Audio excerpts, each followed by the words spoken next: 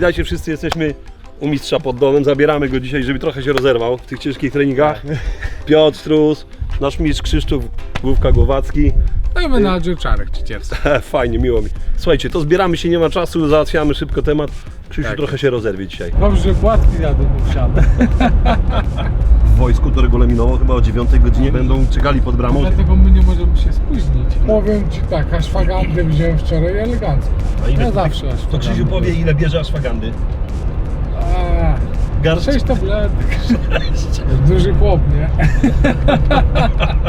Śpisz jak zabity wtedy. Krzysiek to nawet w wolne dni już nawet na trening nigdzie nie idzie. To on tak... Że mi właśnie opowiadał, że robi kart codziennie rano, Tak. nie? I mówi, że robi to na łóżku. Na łóżku. Więc jak Ania, partnerka Krzysia śpi obok, on stoi i kark nawala, nie? I macha głową cały poranek. Współpraca z Piotrem, szkoda, że tak późno padliśmy na to z Czarkiem. Bardzo fajnie to układa się, fajnie to wychodzi. No mam nadzieję pokazać to w oktagonie. Czasu mało, ale myślę, że na tyle intensywnie trenujemy, a Krzysiek jest sportowcem, to nie jest gość, którego musimy nagle uczyć, że trzeba ciężko trenować, tłumaczyć mu i takie proste zasady nie chcę, nie mogę, nie umiem, nie będę, tutaj nie istnieje. Chcieliśmy osobę taką bardzo dyskretną, merytoryczną, z bardzo dobrymi umiejętnościami, ale nie chcieliśmy też obnażać wszystkiego to, co Krzysztof gdzieś tam, na jakim poziomie jest, na jakim etapie. Stwierdziliśmy, że to jest najbardziej odpowiednia osoba, która nam pomoże w prawidłowym przygotowaniu. Czeka nas dziś Krzyśka, szczególnie fajny dzień. Byliśmy już tutaj wcześniej na zaproszenie, poznaliśmy szereg min, kilka opowieści, bo mają też tutaj taką ścianę pamięci o żołnierzach, którzy zginęli w Iraku i w jaki sposób. Opowiadał nam przewodnik o tym, co się dzieje, jaką historię miał pułk. Bardzo dużą ciekawostką, ja nie wiedziałem, że jest aż tyle min robiących takie specyficzne rzeczy. No. Urwanie półstopy, samej dłoni, tylko Tak, bo wiesz, okaleczanie że takie, celowe. że nie, że ciebie zabije, tylko cię To ma jest- tylko okaleczyć. Żebyśmy teraz my ciebie na przykład nosili i nas leczyli. spowalnia.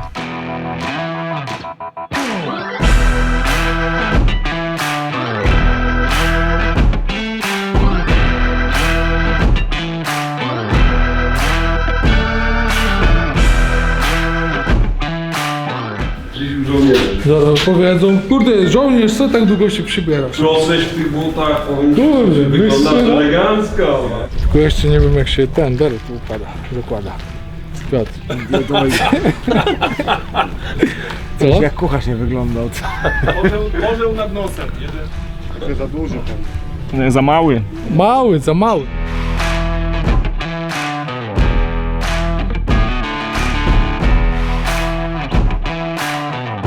W dniu dzisiejszym patrol saperski dostał zgłoszenie o znalezieniu przedmiotu wybuchowego niebezpiecznego. Po przejechaniu na miejscu patrol w składzie Krzysztof Głowacki podjął przedmiot niebezpieczny, załadował go do pojazdu saperskiego, gdzie zostanie wywieziony i zneutralizowany na poligonie.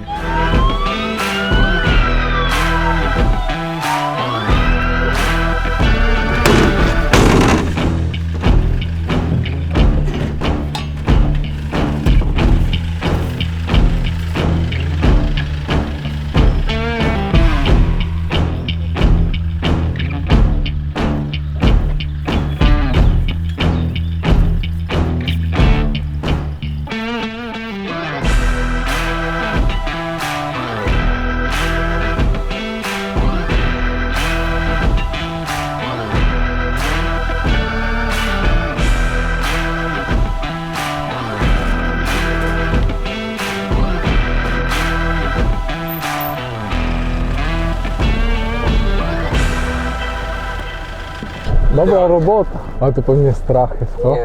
Nie? Do tej pory nie wybuchło, to raczej już nie wybuchło. No tak, kurde, bo nikt nie tykał, a jak dotkniesz. No jedynie jakby się uderzyło w zapalnik. Zapalnik, Wtedy- tak, dokładnie, no. Bo mogło tyle lat leżeć, by zardzewiał, zapalnik nie ruszał, a tu dotkniesz lekko, nie? Dokładnie. Bardzo ładnie wyszło. Nie? A, fajnie. Profesjonalnie, patrzyłem. Bardzo ładnie. Elegancko.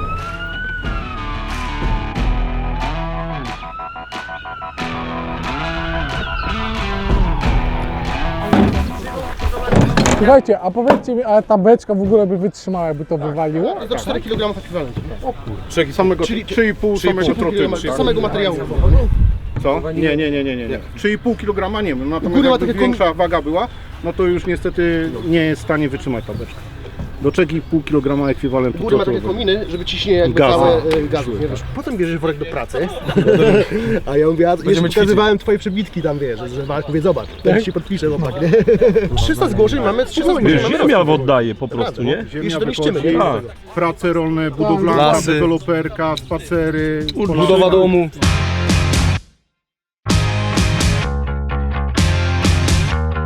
Piotr, już mam dla ciebie strój, ty można bić tu, patrz. No, tu można na żebrę bić, wiesz. Dotknij sobie, uderz sobie. O metal, nie rozwal ręki, nie rozwal ręki. Krzysztof trochę się zgrzało. Nie wiem, czy z wrażenia, czy ta temperatura No rzeczywiście co, jest zaraz taka będę wysoka. niósł granat, to co ty? Ale już przy zakładaniu to emocje, nie? Dobry ten warsztat, jakbym podał, to złapie nieźle, nie? Ale mieć w głowie teraz, że tak naprawdę to nie tylko są... Idę, no, że to nie tylko za tak. chwilę musi tam sobie Dokładnie. podnieść ten pocisk, to... I ileś tam leży czasu i teraz. Czy wybuchnie jak go dotknę, czy nie, nie? Ale presja. Nie, to psycha musi, czy nie do zdarcia musi być, nie? Psycha. Mówiłem Krzychowi, że tak jak my wychodzimy, wiesz, do walki coś, to wiadomo, każdy chce wygrać koncentrację, ale to się w ogóle nie ma co równać. Nie ma co się różnić. Nie, no adrenalina, nie no, w walce jest większa adrenalina, nie? Na pewno. Myślę, Ja że nie. wiem, nie. Tak. No Ja ci jaka powiem, większa? bo To właśnie tak, wy jesteście przyzwyczajeni do tego i wy macie po prostu adrenalinę, a my jesteśmy przyzwyczajeni do walki. My No też mamy tak, po to też już prostu może bardziej już trochę obycie już taka macie takie, że adrenaliny w i zasadzie... tyle, nie? Ale jak ja tutaj na przykład jak mnie ubierali, chłopak, ty już tak czuję, wiesz, jak fajnie, to bardziej jak przed walką, wiesz.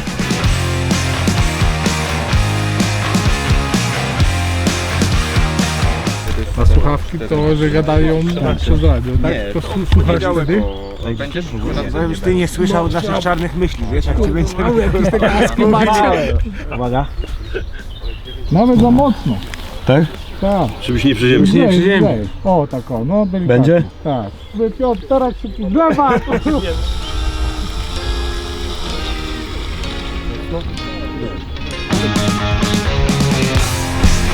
Jak się czujesz? Elegancko. Na pewno lepiej jak ty, jak ten granat padnie. Mi się nic nie stanie.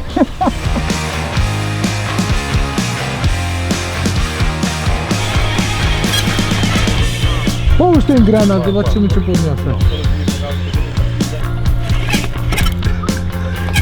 Krzychu, bo tu czas tyka, nie wiesz o tym, że to nie jest tak, że cały dzień se można robić. I lipa, panowie. Tak, przód, ma to podpinankach do góry wiedzie, a potem w szpitalu. Koledzy dają sobie...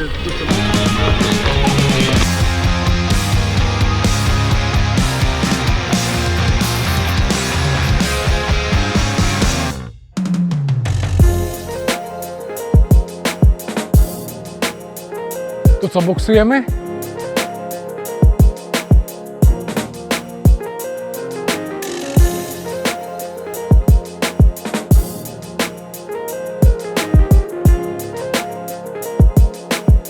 Jak masz tak nadgarstek. Jak ja uderzę, przebijam jej rękę i ona dostaje w twarz. Trzymasz półokrąg, tak, dokładnie. I teraz patrz, bronisz się, tak? Ja biję sierp, moja ręka w tym momencie się ześlizguje i ona nie dostaje. To jest taki mały niuans, ale to jest bardzo ważny szczegół, że bronimy się tu i ręka się ślizga.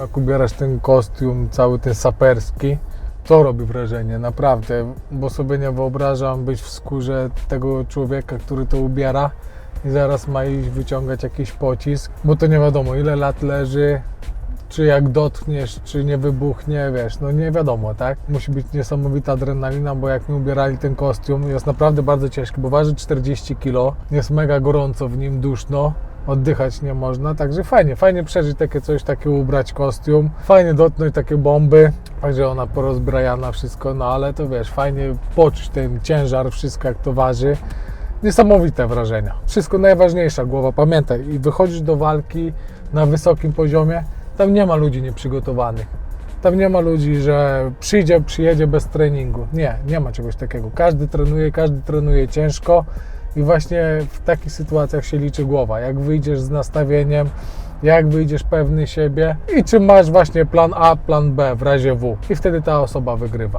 Jeżeli nie masz takiego planu, jeżeli coś pykło nie tak w przygotowaniach, zdrowie ci siadło czy coś, to wiadomo, że już jest jakieś zmartwienie. Jak jest jakieś zmartwienie, no to wtedy już jest większa porażka, tak? A jeżeli jest wszystko dobrze, gra w głowie, jesteś ułożony w 100%, to jest pięknie.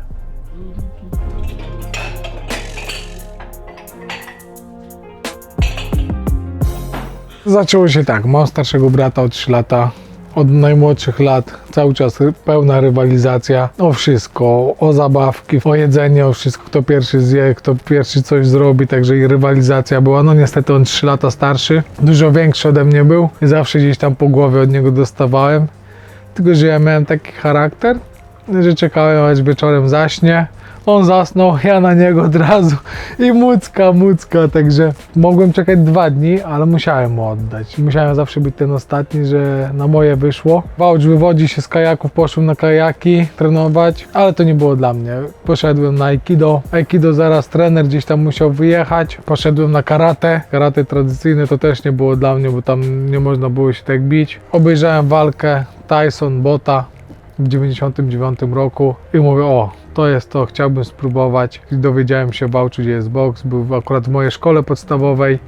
Poszedłem i coś pięknego, zostałem. No i 25 lat kariery bokserskiej był. W wieku 17 lat urodziła mi się córka. Ciężkie czasy, trzeba było to pogodzić, szkoła, treningi, no i że już dziecko jest, no to jeszcze praca. Po szkole jeździłem wtedy ówczesnym szwagrem w Tergów Media Expert. Rozwoziliśmy RTV AGD.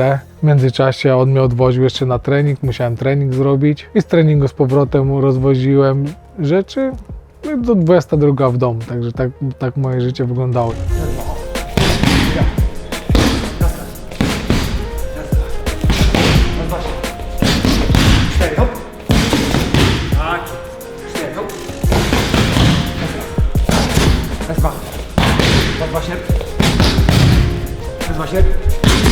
Za moich czasów to jednak nie było tych komputerów tak w domach ani nic, tylko było na informatyce. Na informatyce jak poznałem stronę Google, pierwsze co Mike Tyson wpisałem, wszystkie filmiki oglądałem. Nie patrzyłem co jest na lekcji, nie uczyłem się, tylko czytałem o Tysonie, że biegał o 4 rano, także dlatego stąd ja tak samo zawsze 4 rano wstawałem i biegłem 6 km.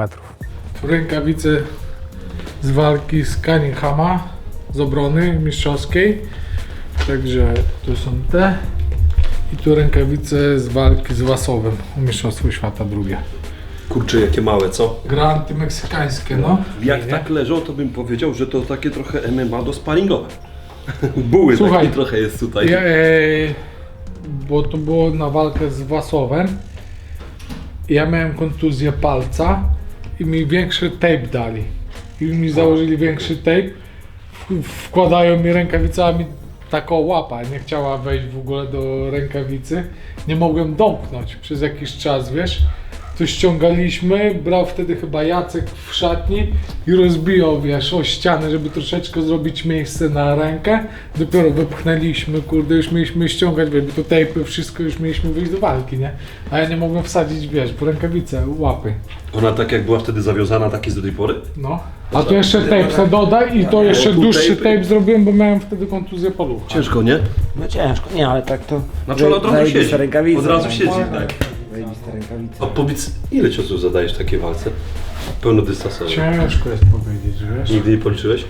Nigdy nikt nie liczył? Nie, jak szykowałem się do Wasowa, to przyjechał tutaj Ukrainiec Stas, nie? Ale on był wtedy z grupą związany z Usykiem. I tu przyjechał z trenerem od przygotowania. Ten trener wyszedł i miał taki Kliker taki. kliker, tak, każdym tak. razem. Za każdym razem mi ciosy liczył.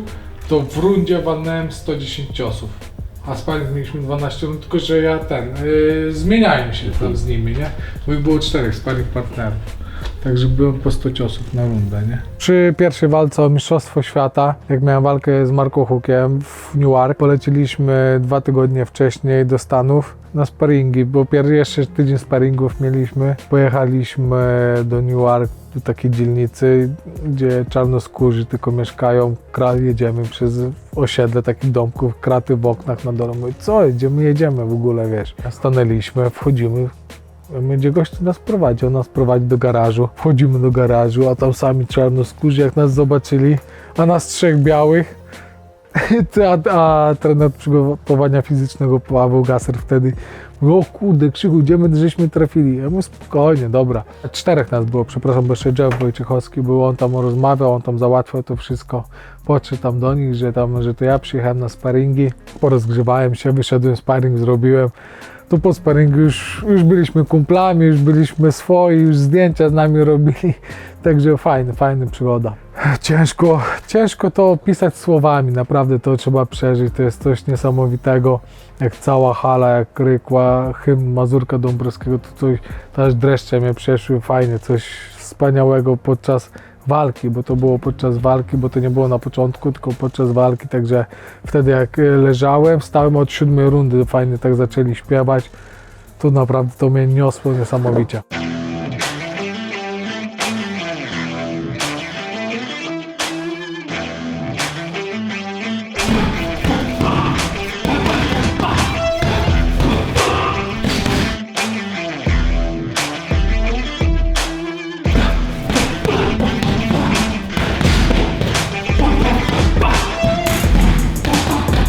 Inne treningi są w boksie, inne treningi są w MMA. Przede wszystkim w MMA to masz różne płaszczyznę, tak? Masz parter, masz stójkę, masz wszystko. W boksie tylko koncentrujesz się na stójce, na ciosach praktycznie prostych, na górę, na brzuch, a tutaj musisz patrzeć na nogi, na wszystko. Dla mnie coś nowego, coś fajnego, mam mega frajdę i robię to z miłą chęcią. Mówiąc wam uczciwie, myślałem, że będzie dużo ciężej przestawić pięściarza, boksera na MMA, gdzie mam tak naprawdę wiele płaszczyzn, tak? No przede wszystkim sama postawa mocno się różni już w MMA, a w boksie, bo bokserzy stają mocno bokiem, wykroczna noga. Krzysiek bardzo dobrze to przyjął, zresztą jest to człowiek, który dużo słucha, potem dużo to analizuje i pracuje nad tym wszystkim. Dużo rzeczy nam przychodzi bardzo lekko i bardzo łatwo, bo takie rzeczy jak pozycja, coś, ja mu raz to powiedziałem, on to już wie, on to już umie, jakieś, nie wiem, rzeczy wstawania, czy jakieś techniki do obron, poddań i tak dalej. Naprawdę Krzysiek bardzo szybko to łapie. Musimy trzymać dobrą pozycję pod MMA, starać się nie dać obalić, no i że tak się wydarzy, to musimy potrafić wstawać. Do tego w parterze musimy być na tyle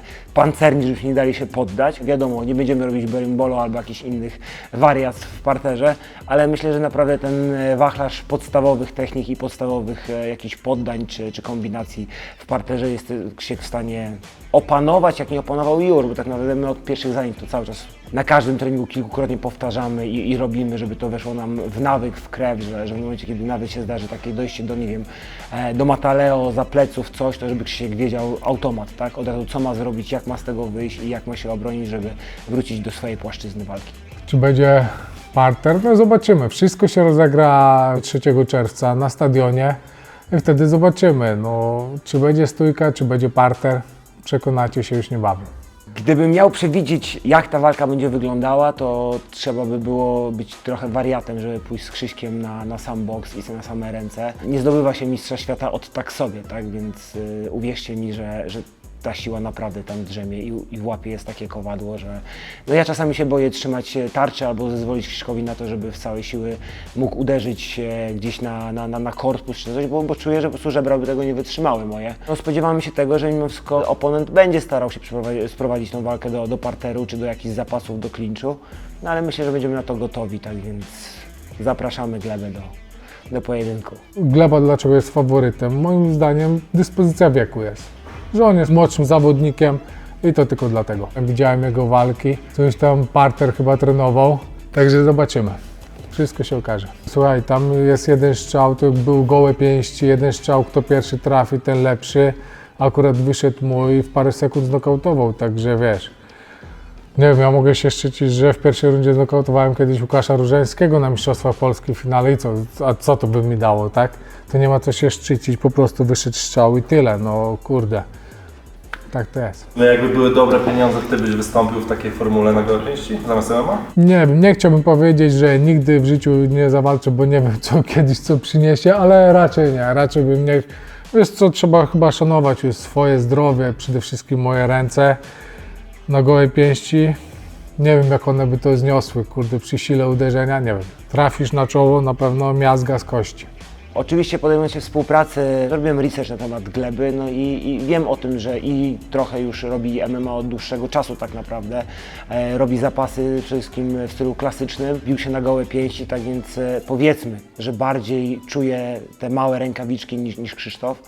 Aczkolwiek no, Krzysiek ma tak ogromny bagaż, jeżeli chodzi o pięściarstwo, że myślę, że uda nam się zniwelować te atuty tych małych rękawiczek, które już, albo tych małych osłon na ręce, które Gleba miał doświadczenie z nimi, a Krzysiek ich nie miał. Rękawicy, jak i z drugiej rękawicy Krzysiek ma taki cios, że to wystarczy. To będzie duża rękawica 18, czy to będzie mała 4, to i tak jak to się czysto przyjmie, to nie ma szans. To dzisiaj jak na poligonie było, to ten skafander tylko służy po to, żeby ciało było w całości, do niczego innego. I tak samo tutaj, że jest tak ogromna siła ciosu, że to nie jest ważne, jaka jest rękawica. Ja przez kilkanaście lat to cały czas trenowałem w 18-uncjowych rękawicach. W 10 trenowałem tylko tydzień przed walkami i sama walka była w 10-uncjowych. Moje całe życie polegało w 18 trenowanie, a tutaj jak zakładasz te małe 4 uncje, no to jest petarda. Robi się naprawdę bardzo ciekawie. On ma, myślę, inną sytuację, bo ja z dużych rękawic wchodzę na małe rękawice, także dla mnie to jest mega frajda, mega mocne uderzenie, mega wszystko. On z gołych pięści wchodzi na rękawice, także dla niego będzie to trochę gorzej.